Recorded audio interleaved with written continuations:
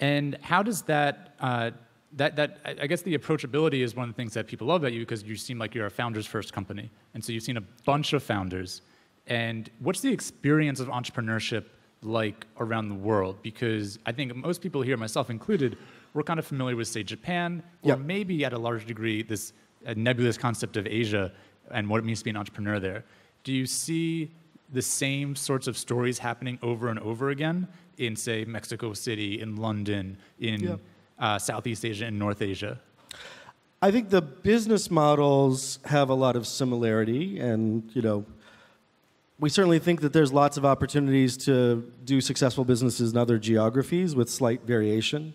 I think the cultural nuances are often quite different, and certain cultures are more formal than others. Certainly that's one of the both challenges and issues here in Japan and possibly in places like the UK and others where there's a more formal expectation on society for business. Does that make it harder to become an entrepreneur? Yeah, and I think it's actually harder for those countries to have success. I think, startups are all about overcoming failure and embracing that failure happens. I think the previous talk was just covering that. In societies where people are too worried about not losing face, the pace of innovation is slower. People are more worried about, to use an expression I've occasionally discussed with my wife who's Japanese, you have a choice to either save your ass or save your face. Please choose carefully. I don't think you can do both at the same time. And I gave a talk in Osaka about 2 years ago where I think somewhat inappropriately discussed the fact that in many cases Japan is a house on fire, and you don't wait to put your clothes on to get out of that house when the house is on fire.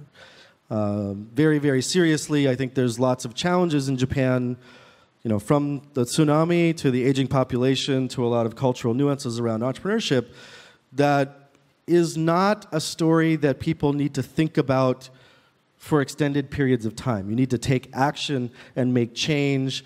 And the expression I think I used at the time is that the nail that gets pounded down needs to punch up. And there's a lot of things about Japanese society that, my wife's Japanese, my kids are half Japanese. I have a very strong connection to Japan. Our investors, our founders are here, but there's also a lot of things that absolutely need to change and need to change quickly.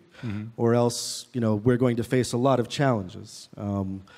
And so the promise of entrepreneurship in Japan is a great, opportunity to change that and to really make progress here, but to embrace that entrepreneurship with traditional sensibility and values sometimes is not fast enough. And I think giving permission for people to fail and to fail publicly and quite visibly and transparently is essential if entrepreneurship in Japan is going to thrive and to survive. And I think that requires some change.